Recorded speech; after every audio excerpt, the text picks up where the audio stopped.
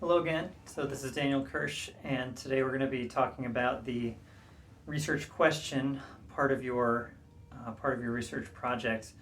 And this is one of the things that gets talked about the most in terms of what it is that you're actually doing, and what is a research question and how you get to it are things that I want to address today. But before I go any further, I don't want you to be watching these out of order. So if you haven't watched the literature review video yet, either one of them, then you should stop watching now and watch those first.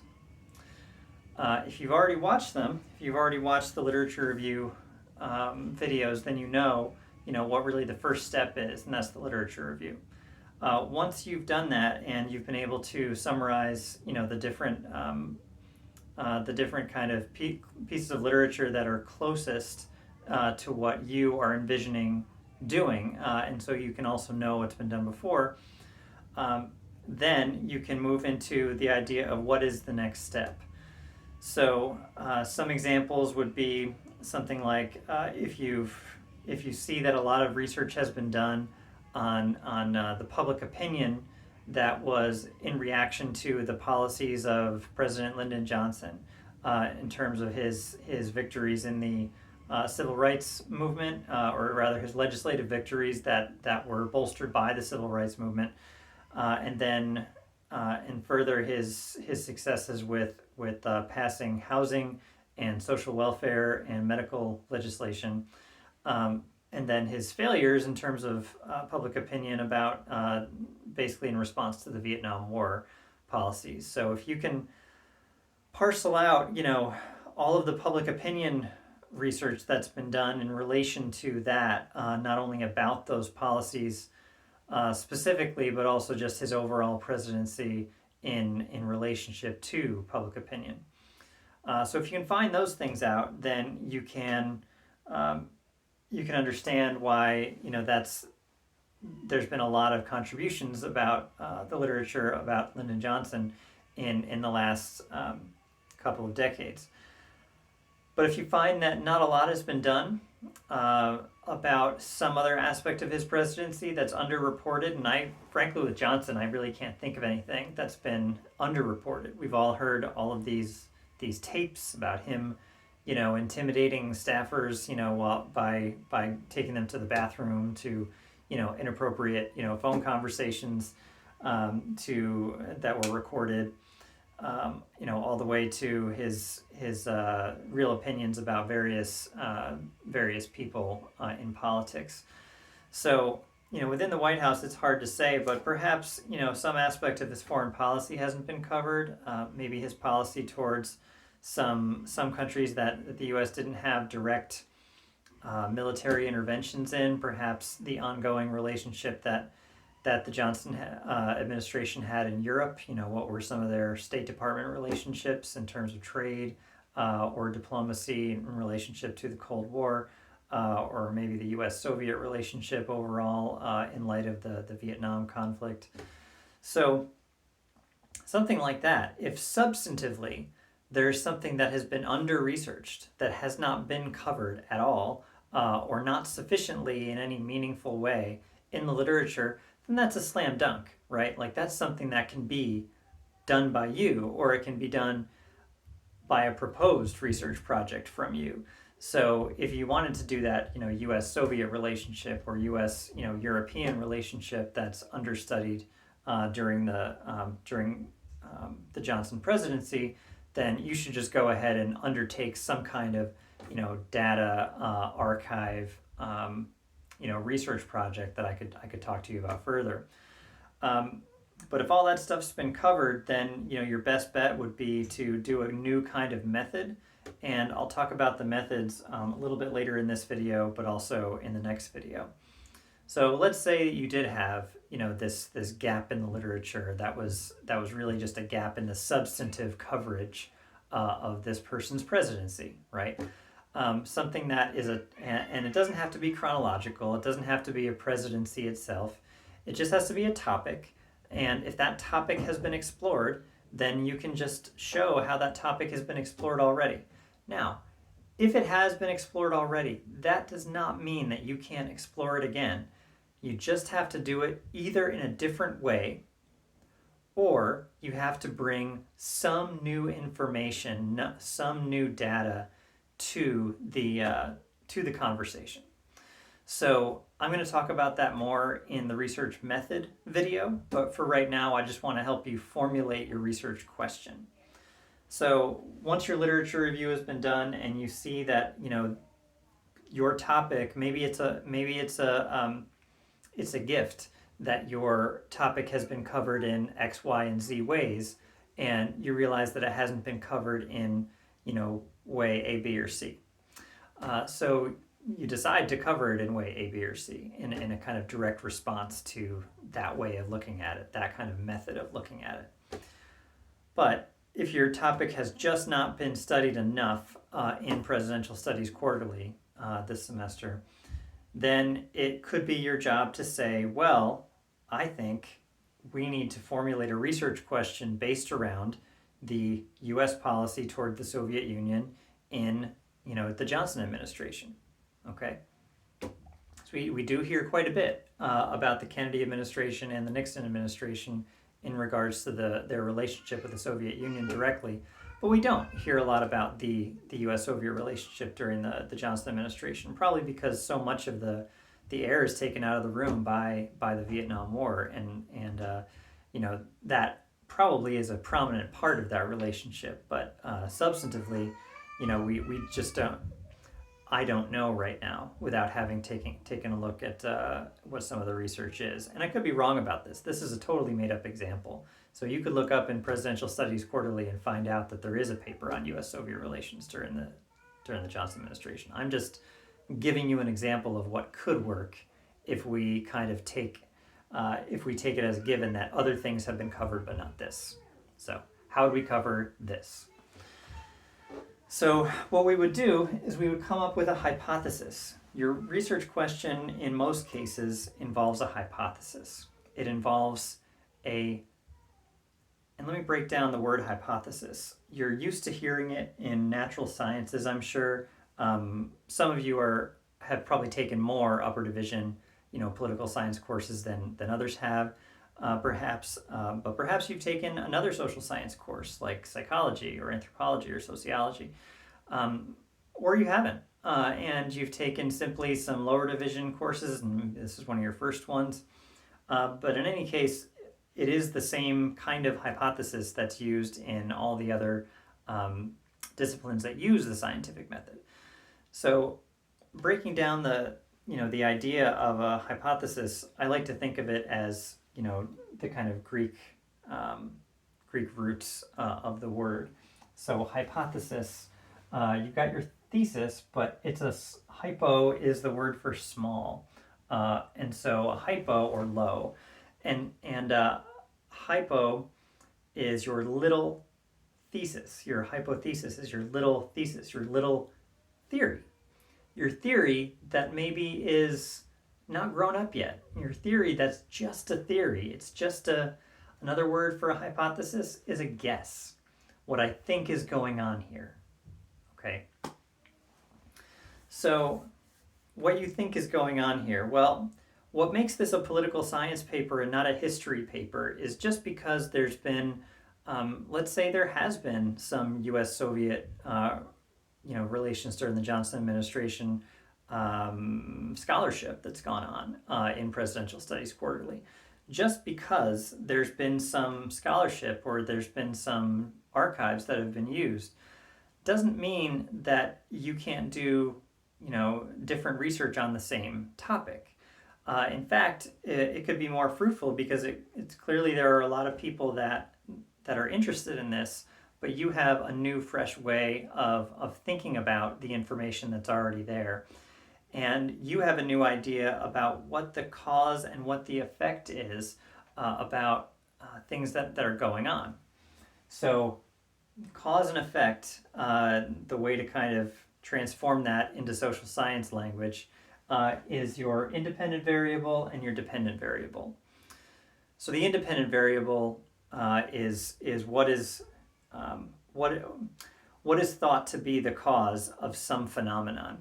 And the dependent variable is the thing that is affected, the thing that is caused, by that this phenomenon that is caused by the independent variable.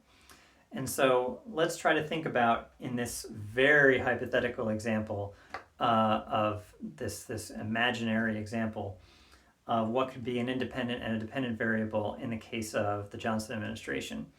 And it could be that, let's say that there were cooled relations between the US and the Soviet Union.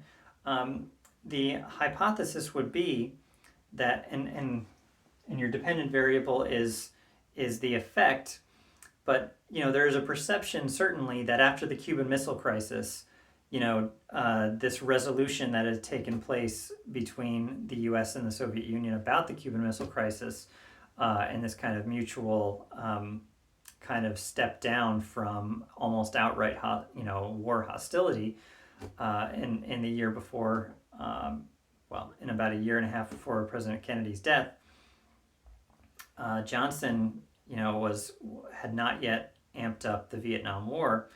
And that wouldn't happen until the Gulf of Tonkin resolution in I want to say 64, it could be 65, I think it's 64. So in that time period when he was kind of taking office in 64 and 65, he understandably he didn't really have to be brought up to speed, actually. He was as much in the know as any vice president had ever been. But what he was having to do was somehow reconfigure relationships in light of the fact that there was going to be a renewed U.S. presence in the Southeast Asian part of the world. And this is a part of the world that the Soviet Union was also attempting to gain some influence over. So this is all to say that your dependent variable would have to be some measurement of a hot or cold relationship, a warm or a kind of Cold War relationship. So was, as a result of the Cuban Missile Crisis, and the U.S. presence in Vietnam, were relationships cooler or warmer during the Johnson administration? And so how do you measure that? How do you measure how cold or warm the relationship was? You might decide to say, and I'm making this up, you might decide to say, I want to measure how many phone calls were between either Johnson and the premier of the Soviet Union, who I believe at the time was Khrushchev until 1968, and then Brezhnev after that. But between Khrushchev and Johnson, what was how many phone calls and how many minutes, say, on the phone did they spend? I think it's fair to say that the longer you spend on the phone with someone, the less hostile you are. So maybe not the number of phone calls, but maybe the length of the phone calls that took place. Brevity is kind of the sign of a cold relationship, but you could have frequent brief calls to kind of check in about various conflicts or points of concern. But a long phone call between two leaders might mean that there are warming relationships between the two countries. So it might be an imperfect measurement, but you could maybe juxtapose it with calls with other nations that are close, like Japan and Germany, with the U.S. and or Canada, and measure that against the U.S. and the Soviet Union's calls, and maybe also the number of calls that took place, or the length of calls that took place during the Kennedy administration and the Nixon administration. And the Kennedy administration, was very conflicted. So you'd have to sort of make the case for whether your measurement of the dependent variable of the length of phone calls is something that is a reasonable measurement of the dependent variable of cooled or warmed relations between the two countries during the Johnson administration. And the independent variable, you could make something along the lines of, you know,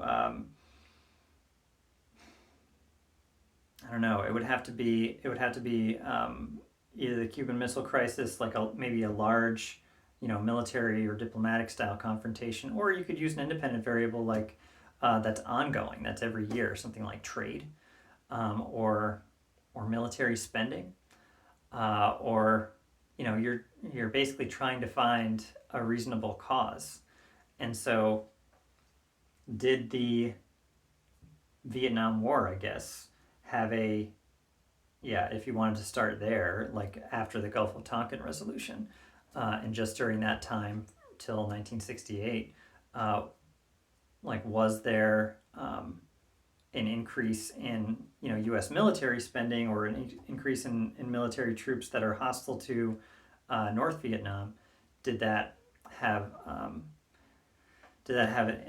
a good effect or a bad effect on the warmth of U.S.-Soviet relations? So you're taking a guess, but you're taking a guess based on what you know already about the case, but you're also taking a guess based on what have been some reasonable independent variables in other political science research on the topic. So, everybody is just making it up, and I mean that in the sense of life, but also in the sense of social science research. Everybody is taking the next guess, and you'd have to see if and maybe the experiment, maybe the research design that I just outlined doesn't make a lot of sense if you are actually taking into account the real research in this area. But the idea is that you are trying to construct something that you can measure either quantitatively or qualitatively. So you can measure the quality of the relationship, either based on not just the length of the average phone call, but also the time. If you were to hear the recordings or read the transcript of the recordings, you could point out different words that are frequently used. And the word and the kind of warmth is something that you could qualitatively either measure in terms of counting them or just in terms of taking out all of the different words and using them as examples as a judgment of what's going on in the phone call, as opposed to words like friends and we appreciate and gratitude and all of those kind of social social norms that are being adhered to by people in a friendly relationship versus demanding language that we would have to see this, or this is just the way it is, or this is kind of definitive statements. Those would be more hostile. That'd be something that would be clearly something that would be signs of a less warm relationship. So that is something that you could measure in terms of a independent variable and a dependent variable, or in an interpretive way. So this is something that I'll talk about more in the next video, but there is a vast difference between measuring something in terms of counting in numbers and percentages and statistics, and a way of interpreting existing resources. Or immersing yourself in the setting. But because time travel isn't possible, you'd have to somehow do some kind of archival immersion in your subject to the 1960s. So I've said this many times before, but it's worth saying again. Having a new question doesn't mean studying something that's never been studied before. It's either bringing new data to an existing question or new perspective to an existing question. And the new data can be, a new public opinion survey that was recently unearthed about this time period, or it's a survey among people who are still alive who were making policy back then, or it's just a new method, maybe an interview among people who were affected by the Johnson administration, or it's just data that hasn't been used before in quite this way to study, phone calls as a measure of foreign policy success. is something that maybe has never been used before. I'm not really sure. But transcripts of phone calls and conversations are something that are routinely done in methodological research. In interpretive methodological research, as well as qualitative research. Quantitative research tends to be more results-oriented and action-oriented than interpretive or qualitative research. But again, something I'm going to cover in the next video. But to come up with the research question that you need for this assignment, all you really need to do is to find a topic, look at the literature that's been done on the topic, and then say, I'm going to do it one of these 4 ways, or I'm going to do it in a different way than any of these 4 authors have done. And that's either by using the American Presidency Project in some way to get some new data or archives or information that hasn't been used before, or it's to study. It's either to bring in new data or a new perspective, or it's just to study it in a different way, the same data that they've used before, or the same examples they've used before. You just want to bring up a counter argument or a different way of looking at it, a new perspective. And to do that, you're just writing. You might want to think of your literature review as a review essay to kind of say, what is the state of the literature and what's missing? So that's how you really come up with a research question, is find out what's missing, what is the gap in the literature right now. And that's that phrase you'll hear over and over again as you go on in your research careers in any capacity. You need to find a gap in the literature. And once you find a gap in the literature, it's your job to fill that gap with some kind of new study that takes into account a new variable or a new perspective. And the broader significance of your research question is something that you should try to think about as well. I'm just looking at what you're being assessed for. So stepping back from your immediate scholarly question to place it within a larger picture, explaining the broader impact and benefit of the new approach you're proposing to your problem, the costs of failing to understand it, whether they're intellectual, political, or social costs. So you need to address the importance of looking at your research question in the way that you want to look at it. And if you think there's not something important about this topic, then you should move on to another topic and do the literature review again. Or before you write the literature review, once you read the 4 pieces of literature and realize there's nothing here that's very exciting or important, then you really should move on to something else before you get too much deeper into the assignment. So if you spend an hour or 2 on it, before you spend 10 hours in it, you want to just get off this moving train and then go to something else that's going to be more exciting or interesting or clearly important to you and to the broader social world. So that's how you find a new research question, is basically by looking at the old and looking at what other possibilities there are of what's interesting, at least within this journal. So hopefully that gives you a little bit of narrower parameter to look than just the whole broader social world. You're just looking at Presidential Studies Quarterly, what's been done before, what can I do next, how can I move it forward, and it's certainly a related question to what kind of research methods you want to use, and that's something that I will talk about extensively in the next video. Thanks for watching.